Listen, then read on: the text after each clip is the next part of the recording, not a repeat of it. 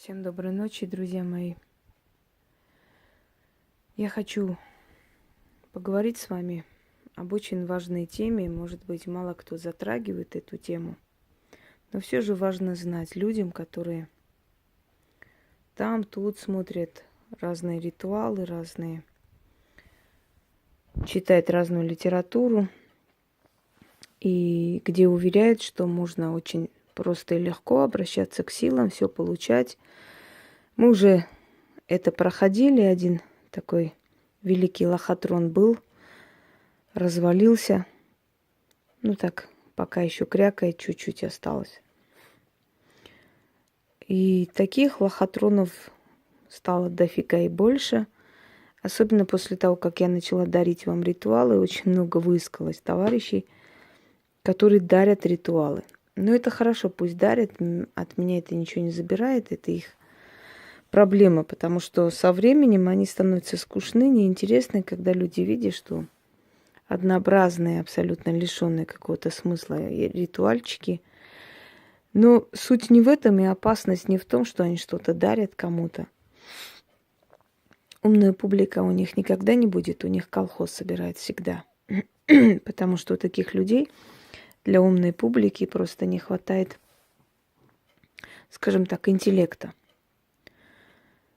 Уважаемые люди, как вы думаете, для чего ведьмы тратят немалые суммы на алтарные принадлежности? Если в древние времена, скажем, не было статуи, да, сейчас благодаря мастерам современности можно, например, примерно вам показать, какого типа силы по описанию наших предков, по описанию тех наставников, которые у нас бывают, мы вызываем в жизнь человека, у кого просим помощи, у кого просим наказания и так далее. То есть то, что веками было сокрыто за 7 замками, сейчас примерно можно представить и понять приблизительно, что за зловещие силы бывают вызваны человеком, практикующим магию. И нам помогает в этом, то есть показать вам это все, вот современные мастера, которые изображают, которые на камне, значит, изображают их примерно приблизительное изображение на металле и прочее. Ну, например, да, вот видите, смертная сила, которая вызвана ведьмой и стоит за спиной. Вызов жнеца вообще называется эта композиция. Ну, например, это, скажем, название может быть сразу приходит на ум дьявол, на самом деле не совсем дьявол, темная сила, темная часть хаоса. Ну, называйте его дьяволом, как хотите. Хотя сатана, дьявол — это вообще разные персонажи, которых объединили в Библии. Но в любом случае, тьма. Темная сила хаоса, крылатая сила, рога — это упорство и отличительная черта. Вездесущесть, есть под его ногами мир. То есть мир принадлежит темной силе и хаосу. Драконы, которые называются мифическими персонажами, на самом деле существующие когда-то, некогда создания, которые потом ушли в никуда. В некоторых местах иногда находят то скелеты, то драконоподобные животные, но вообще духи изображались в виде драконов. Это посланники темной силы, они стражники врат и прочее, прочее. Итак, вот приблизительно благодаря мастерам, которые изготавливают для магии различные атрибуты, мы имеем представление о том, как в древние времена описывались эти силы. Вообще силы никак не выглядят. Силы — это такая масса энергии, которая может принимать любой облик. Но здесь изображается тот облик, который чаще всего приходил. Откуда мы узнаем, почему красный цвет, почему зеленый цвет? Я вам уже говорила, что, во-первых, подсознательно нам говорят, нас учат, что лучше.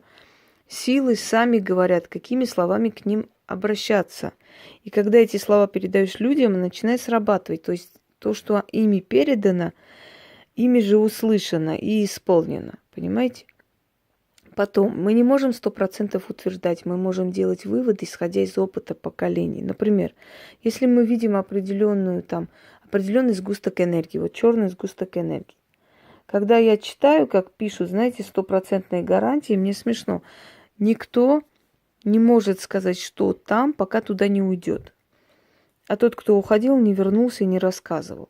Но то, что приходило древним колдунам во снах, в видениях, то, что оставляли их предки, какие оставляли, значит, наследие, какие оставляли знания их предки или наставники, вот это все, собирая воедино, можно приблизительно понять, что там могло быть. Не 100%, а примерно понять. То есть самая такая часто встречающаяся версия и есть приблизительно уже близкая к правде. Итак, черный сгусток энергии, да? Значит, первым делом что приходит на ум? Черная сила, тьма, плохой знак и прочее. Но это не всегда так. Черный сгусток энергии может быть очень даже просто домовой, который появляется в виде черного сгустка энергии. Черным сгустком энергии может быть и ваш предок, который пришел вас предупредить. Вот он вас напугал, вы выскочили на улицу, а в этот момент замыкало там где-то на крыше, и пожар начался, а вы не знали. И вот он пришел, вас напугал, вы убежали, и он вас спас. Это злая сила? Нет. Согласны? О том, что духи нас слышат, и они нам помогают, и они не всегда злые, плохие. И нацеленность, чтобы людям внушить о том, что потусторонний мир, он самый злой, самый плохой. Вот эти все эпитеты: нечисть, нежить, там, чур меня, уйди, сгинь, там, убирайся и прочее, что мы обижали тысячелетиями, пока мы приняли другие религии, то есть помимо отдельно от своих религий, своих предков. Я об этом уже рассказывал. Мир духов, можете открыть, этих роликов очень много. У меня и там все рассказано. Так вот, мир духов. В отличие от нас, от людей, у мира духов нет эмоций, нет чувств. То, что отличает нас от потустороннего мира, это наши чувства и эмоции. У Вселенной нет эмоций и чувств. Вселенная дарит тебе не потому, что ты хороший или плохой, а потому что ты живешь по определенным правилам. Если ты эти правила не нарушаешь, Вселенная тебе дает. Если тебе говорят об этих правилах, и ты их соблюдаешь, Вселенная тебе дает. Вот наша роль, вообще роль ведьм, колдунов, роль практиков, практикующих людей, приучить человека к этим нормам, то есть приблизить его хотя бы приблизительно к законам мироздания. Если он узнает эти законы мироздания и будет жить по ним, то он всегда будет в выигрыше. Теперь, кем бы ни был тот человек, который вас предупреждает, который вам говорит, который вам советует, и вы понимаете, что у этого человека, скажем, есть видение всего этого, да, он видит больше, чем обычный человек. Это может быть обычный таролог, то есть человек, который хорошо смотрит на таро, причем не обучали его, а он сам знает с детства. Это может быть человек, который смотрит на картах. Вот нравится человеку смотреть на картах, различных картах. Карты ему поддаются, слушаются. Это может быть ведьма, это может быть шаман, это может быть знахарь. То есть человек, которому с потустороннего мира дано много информации, и ему дано заодно и знать законы мироздания. Вот именно поэтому, дорогие друзья, шаманы, ведьмы, знахари, колдуны и так далее, хоть у них и тяжкая судьба, и трудности, и очень много обязанностей, и очень много вокруг них зависти, зла и прочее, невзирая ни на что, они всегда под защитой, они всегда удачливые люди, они всегда зажиточные люди, поэтому, и так далее, и так далее. Вот почему так происходит, да? Казалось бы, это такой тяжкий крест, что не каждый простой человек мог бы это тащить на себе. А происходит потому, что этот человек знает законы мироздания, их соблюдает. И пытается вас к этому приучить. То есть вы идете, да, человек говорит: принесете это, сделайте так, обмотайте там, оставите, то скажете, так расплатитесь и так далее. И вы это, когда делаете это все, через некоторое время замечаете, что у вас перемены пошли. Человек вас предупреждает, ну, например, если я снимаю такую-то порчу, да, вы год не должны из дома отдать соль. Знаете, такое есть. Или отдать хлеб. Зачем он говорит? Почему он говорит это? Знает он один. Вот почему многие люди, да, скажем, не спрашивают, не задают лишних вопросов таким людям, потому что они знают, он знает, что говорит, как правило. Мы не знаем, почему он говорит. Может, это звучит абсурдно, может, это непонятно для нас. Но если он говорит, это надо делать. Это надо делать, потому что он знает, почему это так надо делать. Если вы это соблюдаете, вы действительно выигрываете в этом, скажем, в этом положении. У вас действительно получается. В Африке, когда приходят к духам Вуду или к духам предков, или вообще к духам мироздания, там разных стихий, люди бедные иногда покупают коров, приводят и жертвуют. Они этой кровью там мажут этот алтарь, что-то начитывают, какой-то транс в ходе, что-то делают. Но через некоторое время они получают то, что хотят. Кто-то хочет стать депутатом, приходит к шаману, тот ему говорит, там, иди купи на рынке там череп такой-то, принеси это-то, редкие вещи. Он находит все, приносит, оставляет. Через некоторое время он действительно избирается. Либо у людей нет ребенка, да, но они живут так среднее, скажем, не богато. Но люди хотят испытать радость материнства, отцовства. Они идут к жрецу или к шаману, к колдуну. Он объясняет, что им надо найти, принести. Да, для них это накладно, но они идут, покупают эту корову, приносят и жертвуют. И много таких случаев, когда абсолютно бездетная пара, значит, у них рождался ребенок. Через некоторое время они хотели еще одного ребенка, снова несут корову, еще что-то, что нужно для этого обряда, ритуала. И снова жена беременеет и рожает ребенка. Так вот, африканцы, вообще колдуны Африки, говорят, духи щедры тем, кто сам щедрый. Поэтому, дорогие друзья, вы уж не думайте, что нам от нефиг делать, просто хочется покупать, там ставить алтари просто так. Если бы действительно можно было бы обойтись одной свечой, какой-то бусинкой, чем-то еще, поверьте мне, что я первый человек, который за. Конечно, если я попаду на необитаемый остров, я могу колдовать абсолютно без ничего, просто на песке. Водой, воздухом, небом или какими-то заклинаниями, словами, просьбами к духам.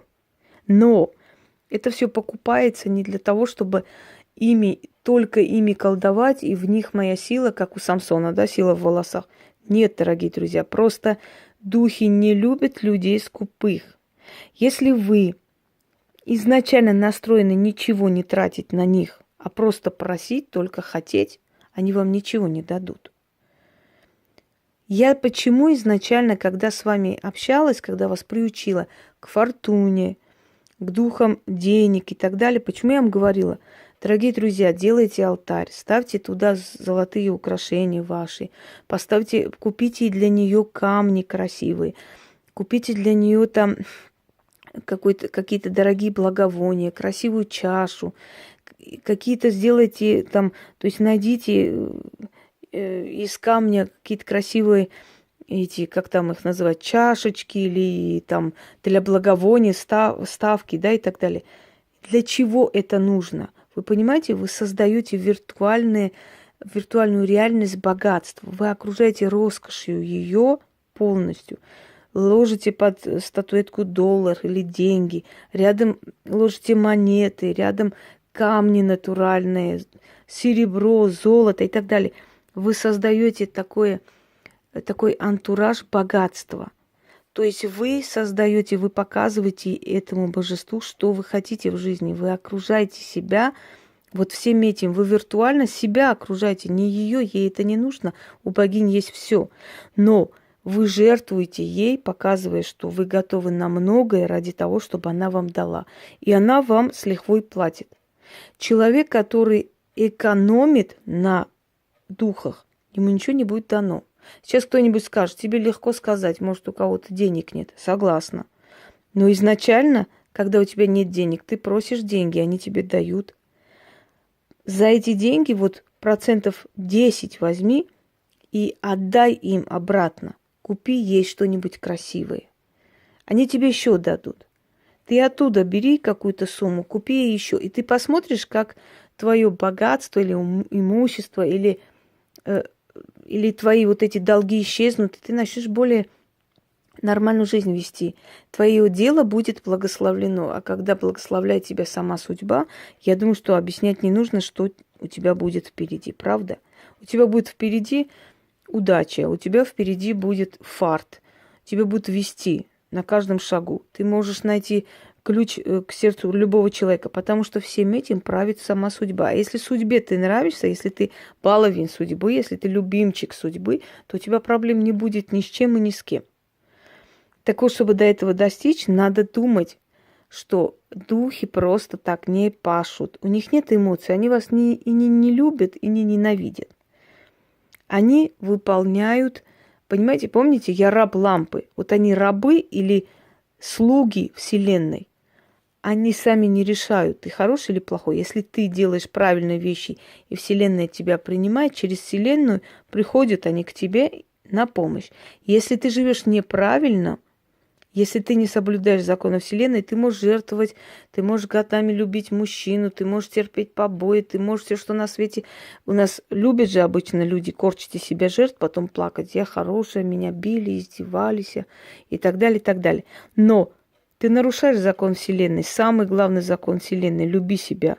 Если ты не любишь себя, если ты себя не жалеешь, не уважаешь, то Вселенная тебе ничего не дает. Какой бы ты жертвой ни была, какая бы ты святая ни была, бесполезно это все. Ты все равно будешь жертвой, и один мужик у тебя будет такой, и второй, и третий, и пятый. Ты постоянно будешь одно и то же повторять, потому что Вселенная тебя учит любить себя. Вот ты себя полюбила. Ты понимаешь, что тебе для того, чтобы работать силами, с которыми ты можешь работать, это касается простого человека и практика. У практика свои там, значит, своя сторона затрат, у простого человека своя сторона. Если тебе фортуна дает, если она тебя выводит из кризиса, то ты не должна забывать о фортуне. Ты не должна забывать, кому ты обязана. Ты должна это вернуть. Ты должна сделать что-то хорошее.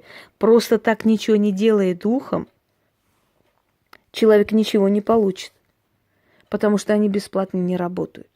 Поэтому, если ты изначально настроен на то, что я бедный, несчастный, мне нужны те ритуалы, где ничего не надо тратить, просто одну свечу или один кусок хлеба надо, или чего-нибудь, вот доступные мне, это мне недоступно, это я не хочу. Кстати говоря, мои ритуалы изначально, которые я даю для людей, у которых тяжелое положение, я говорю, вам можно и так сделать, и без алтаря, и особо ничего не ложить, но потом, я говорю, потом, когда она начнет вам помогать, начните вы обратно отдавать ей то добро, что она вам давала, и она еще больше вам даст. Потому что, знаете, да не оскудеет рука дающего. И это действительно так, я вас уверяю. Когда ты последние деньги берешь и идешь и покупаешь что-то, вы знаете, я фортуну приобрела, еще раз напомню, я возвращалась домой, и вот где Киевский вокзал, в общем, где-то там была такая лавочка, статуи. Я увидела фортуну, их было две. Одна была чуть поменьше, другая побольше. И я подумала, возьму поменьше, у меня как раз с собой денег уже и не было. Мне хватало на поездку и все. Я хотела на такси поехать. Но мне такое вот что-то такое пришло, как крик оттуда, знаешь, возьми меня. Я так сопоставила, я говорю, ну хорошо, дайте, пожалуйста, мне большую статуэтку. Я взяла ее, именно ее, и приехала не на такси, а на метро, потому что мне не хватило. И вы знаете, вот эта статуэтка, она самая, которая мне перетянула все эти статуи, которые вы видите. Так вот, если ты не жалеешь, поверь мне, что как бы тебе ни было сегодня тяжело, завтра они тебе отдадут. Всегда потраченные деньги на магию, на магические предметы, атрибуты, на что угодно, еще раз говорю, для практиков свое, для обычного человека свое, в любом случае, эта трата возвращается за короткое время. Потому что богам не нужны ваши деньги и имущество. Им нужно видеть вашу решимость. Насколько вы решимы, насколько вы хотите. Если вы заметили, в древних легендах, сказках, сказаниях все усложняется. Например, для того, чтобы жениться на принцессе, нужно было сначала ее освободить от дракона, потом там найти какой-то цветок, который рос на 7 горах, и туда дорога была опасная, там были то волки, то змеи. То есть о чем говорит человеческая мудрость, многовековая, тысячелетняя? Она говорит о том, что ничего просто так тебе не дается. Если ты стремишься к чему-то просто так, за малую плату, за бесплатно, то ты это не заслужил, а значит, ты это не получишь. Или получишь, но плату с тебя возьмут в 10 раз больше. Так вот, если вы экономите на духов, если вы бегаете за более такими незатратными ритуалами, я вам хочу сказать, что вы будете платить своим здоровьем. Вот самыми страшными способами будете платить. И слепотой, и какими только болезнями вы не заплатите. Почему? Потому что эти силы, которые вам дали сейчас, они ждут отдачи. А вас никто не учит там отдавать. Вам говорят, мы вам создаем самый хороший доступный ритуал, не то, что некоторые, что вам надо камень купить, что вам надо там, я не знаю, значит, деньги разменять, доллары, что вам нужно золото положить, что вам нужно ткань красивую постелить, что вам нужно благовоние ставить и просить и там и кофе и прочее, прочее. Зачем? Мы можем предложить вам самый легкий вариант, самые простые ерундовые варианты. И тем более вам тратить не надо. И все там, ура, мы же все бедные, несчастные, нищие. Давайте вот так и сделаем. Так вот, ваше подсознание, которое все время говорит, я нищая, я бедная, у меня нету денег, я не смогу там хороший ритуал, я лучше сделаю, который подоступнее. Вот свечу поставили, или там фото там взяли и сверху, я не знаю, что там прилепили, какой-нибудь кусок хлеба и начитали что-то там, не знаю чего. То есть, если ваше сознание настроено на нищету, на то, чтобы вы мало отдали, чтобы вам было доступно, лишь бы не затратно, то, поверьте мне, с таким нищим мышлением вы никакой фарт, ничего не привлечете в вашу жизнь. Вы должны свое мышление расширять. Вы должны думать о том, что я завтра могу фортуне подарить. Я подарила это, что я могу завтра духом отдать, взамен на то, что они мне дали там дом. Они мне помогли иметь дом, они мне помогли здесь это, то. Для чего платят вообще ведьмам и колдунам? За то, чтобы расплатиться с этим потусторонним миром. А те, в свою очередь, какую-то часть отдают плату духам. Дорогие люди, каждый месяц я по нескольку раз ездю, скажем, в определенные магазины, сейчас уже и по интернету заказы, по-разному, и беру атрибуты магии. Я расплачиваюсь, я в эту общую копилку магии отдаю деньги. И, может быть, кто-то предпочел бы, знаете, накопить и купить себе машину. А я иду каждый месяц, и вот примерно почти вот такую же немалой, скажем, суммы отдаю, потому что эти все работы мастеров, они все уникальные, редкие, их мало, очень мало. Несколько штук привозят за несколько лет. И, естественно, они стоят немало. И кто-то может подумать, а на кой черт возьми себе, купи то, купи это, купи не знаю что. А вы знаете, что я вам скажу? Вот я их приобретаю, а они мне дают все то, что я хочу абсолютно даром. Вот можно свой мозг настроить так. Я за эту сумму лучше куплю кольцо, я за эту сумму куплю, не знаю, там шубу, я за эту сумму... Зачем мне покупать вот такие как бы атрибуты, если я могу накопить и купить это, купить то? Так вот, я покупаю атрибуты, а все остальное мне просто так дарят. Вот просто хотят и дарят люди. Никому ничего не говорю.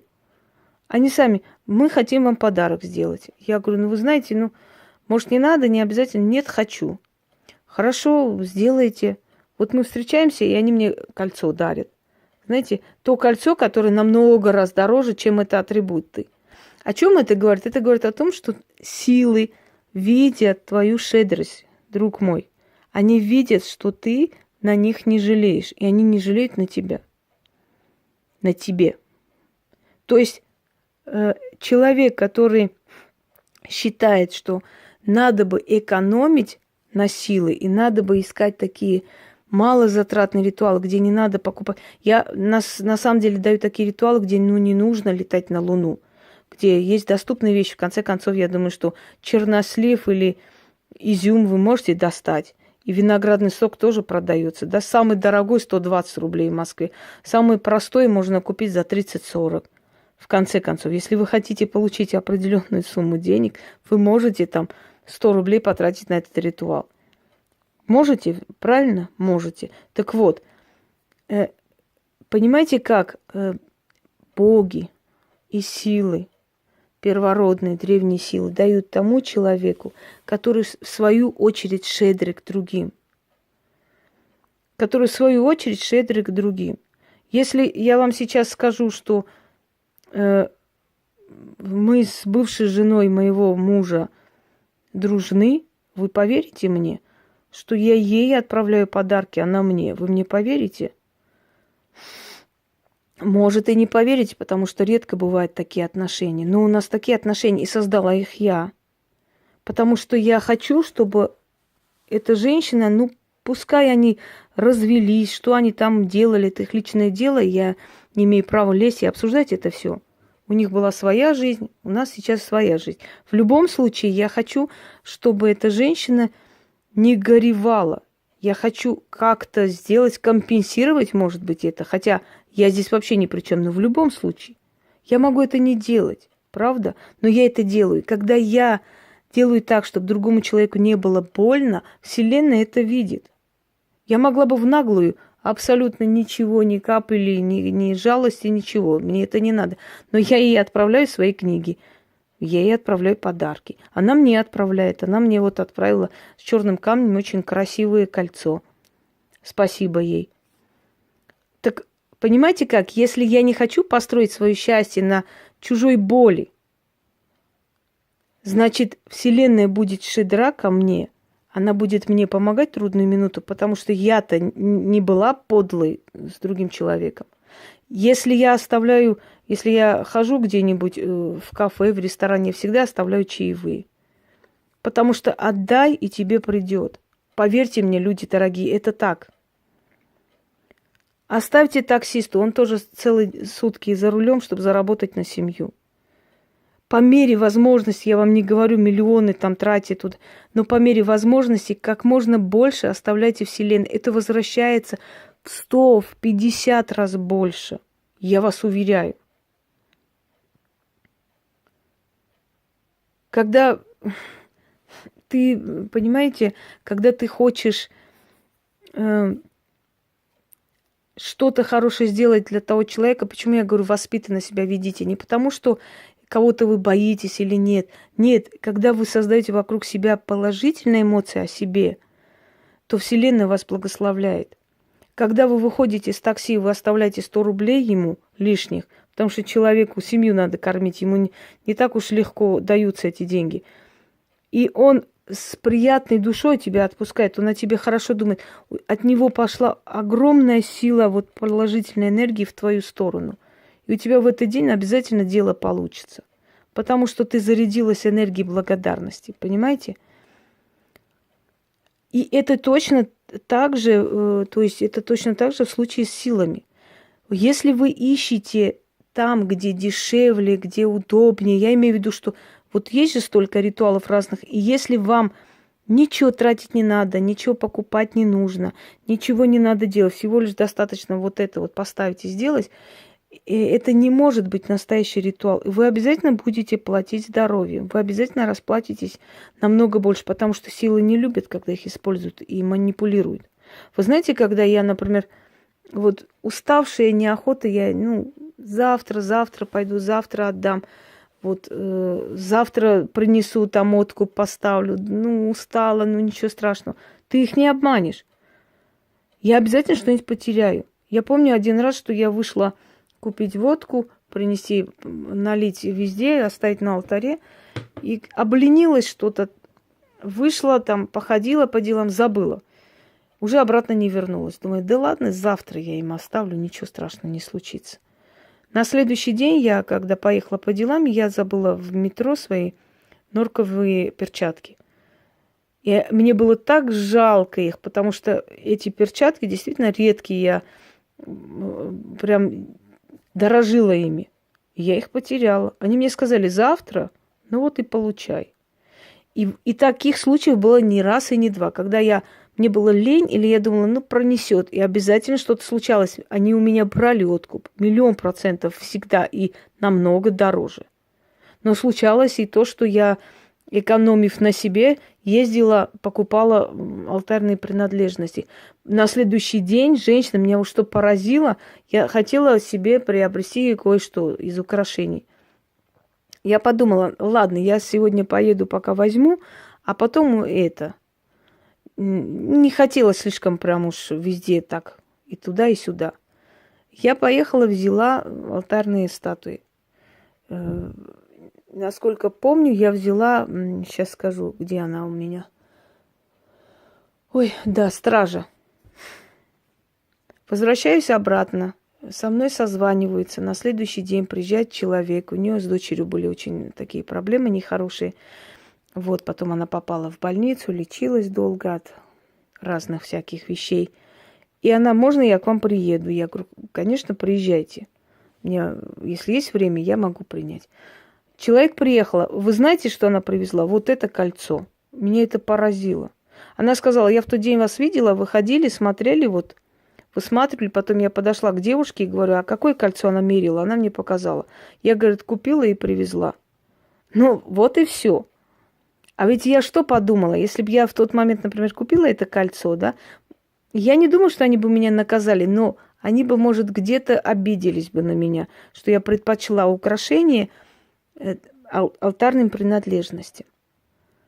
Так вот, мысль моя идет к тому, что если ты жалеешь, если ты изначально настраиваешься на то, что мне нужны такие ритуалы, где ничего покупать не надо, ничем расплачиваться не надо, ничего оставлять там возле деревьев или на перекрестке не нужно, ничего не нужно покупать, отдавать, ничего не нужно спускать, раздавать, если там есть такие ритуалы даже, которые ты спускаешь, оставляешь, чтобы забрали. Если вы ищете нищенские ритуалы для нищих, несчастных, бедных людей, у которых нет ни копейки и не хочется тратиться, поверьте мне, ваше сознание и ваша жизнь всю жизнь будут нищими. Но если вы сделали ритуал, и вам этот ритуал дал то, что вы хотите, и вы тут же подумали: а теперь я хочу алтарь сделать ее, я хочу фортуну взять, я хочу еще ближе ее узнать. Вы ее купили. Через некоторое время она вам начала помогать еще больше. И вы подумали: а теперь я хочу натуральные камни и купить, и подарить. Вы купили и подарили. Она вам еще помогла. Она помогла повысить вам зарплату. Ваши враги от вас ушли. Открылась такая безопасная зона вокруг вас. Вы уже чувствуете себя хозяйкой положения. Вы ей приносите серебряные украшения, вы ей наливаете водку, вы ей купили красивый кубок, вы взяли, купили дорогие благовония, вы поставили там для этих благовоний эти, как там их называют, я уже забыла. То есть, понимаете, дорогие друзья, если ты настроен прийти, попросить, получить и далее отдать духом, отдать, поблагодарить, они будут вам помогать, они будут вам дарить, давать всю вашу жизнь. Но если вы пришли с намерением: мне бы что-нибудь такое, чтобы ничего не потратить, чтобы ничего не сделать, ведь вам никто не говорит изначально: идите, купите там ухо, не знаю, этой геновой собаки, хвост слона. Нет, вам же не говорят такие сложные, ужасающие вещи. Вам говорят самые простые вещи: красную нить и так далее. Но вам говорят всегда: если у вас получится, отблагодарите эти силы. Если у вас получится, сделайте что-нибудь хорошее взамен им, чтобы они поняли, что вы цените, что вы не потребитель. Вот ты мне отдала, все, до свидания. Я еще дай мне, давай еще. Понимаете? Не настраивайтесь на нищету и бедность.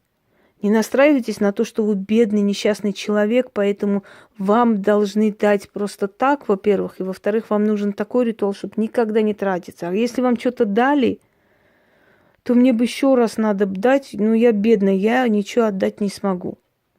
С таким настроем у вас ничего не будет. Магия, она в основном нацелена на благополучие. И человек, который говорит о благополучии, должен сам быть примером этого благополучия. Тот, который говорит о благополучии, но сам не имеет ни алтаря, ничего, и говорит о том, что силы дают деньги, богатство, силы дают славу, но при всем этом славы там не видишь, то о каком благополучии может идти речь? Это говорит о том, что духи этого человека-то не благословляют, а тебе уж тем паче. Я помню, что приезжала к нам из Еревана одна женщина к моей бабушке. Ну, это не именно на прием, просто приехала в гости с нашими родственниками, с дядей моей и так далее. И она там говорила, что какие-то ритуалы делает, что-то там такое. В общем, у нее доисторические были вещи на себе. И она сказала, ритуалами можно богатство себе наколдовать. Моя бабушка посмеялась и говорит, а чё ж ты себе-то не наколдовала богатство, раз ты ритуалами можешь наколдовать? И вот это у меня осталось в памяти на всю жизнь. Мне, наверное, тогда было 12 лет, что ли, я сейчас не помню. Действительно, если ты говоришь наколдовать, ты себе-то зачем не наколдовала? Вот в чем вопрос, понимаете? Расширьте свое сознание и нацельтесь на то, что вы должны отдать силам, чтобы силы вам вернули. Все те, кто делал ритуалы, и все те, которые, получая пользу и результат от этих ритуалов, начали сами отдавать духам взамен, благодарить и оставлять им что-нибудь, они еще дальше продвинулись, им еще больше дали. А те, которые мне бы чуть-чуть, мне бы сэкономить, мне бы только свечу, а у вас нету ритуала, чтобы ничего не надо было ни купить, ни поставить, эти люди нацелены изначально на нищету, на безысходность, на то, что им нечего отдавать, у них ничего нету и так далее. И у них не будет этого всего. Помните, сказка была, по-моему, про злого домового, что ли, я не помню. Мама просит у вас сахар, и он на зло отдал соль. Мама просит у вас варенье, он там кислое варенье им отдал. Еще чего-то. И в конце приходит, у вас сегодня день рождения, мама вам пекла торт. Вот. Напекла торт с солью и кислым вареньем. Потому что то, что ты дашь, то тебе и вернут, собственно говоря. Понимаете, дорогие друзья? Поэтому задумайтесь. Духи любят щедрых людей. Обычных людей они не жалуют. Читала историю когда-то, что у одной женщины не было детей. Она пошла к колдуне. Та ей сказала, что у нее родится двойня через 2 года, но когда им будет 18 лет, на какой-то великий праздник они погибнут. Через 2 года женщина родила 2 детей. Она была очень богатая. Когда родила, естественно, ее беспокойство увеличилось. Она вернулась обратно, начала молить, просить, как-нибудь нашептать. Та сказала, что невозможно никак спасти, потому что у нее стоит запрет. Единственный выход, она сказала, если ты сделаешь много добра, сделай добро, и пусть силы тебе помогут, пусть они видят твою щедрость. Так вот, эта женщина продала один из своих самых богатых домов, раздала нищим, открыла богадельни, открыла больницы, начала помогать бедным людям.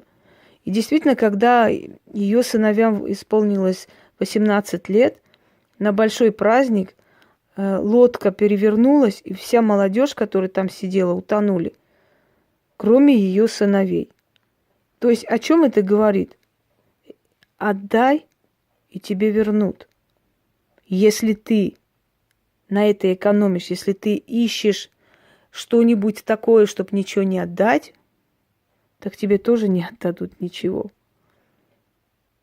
Если ты ничего не даешь, и тебе не дадут. Есть энергообмен во Вселенной, и никто это не отменял. А все остальное просто замануха и обдуривание голов. Потому что человек, знающий магию, прекрасно знает, что без жертв здесь не обходится. Либо жертвуют деньги, камни, там, водку и какие-то еще, не знаю, ингредиенты. либо жертвуй здоровьем. Либо они сами возьмут, сколько захотят, но уже эту цену никто не определит. Вот и все. Истина проста, ясна, и для тех людей, которые умеют понимать, очень понятно. Всем удачи!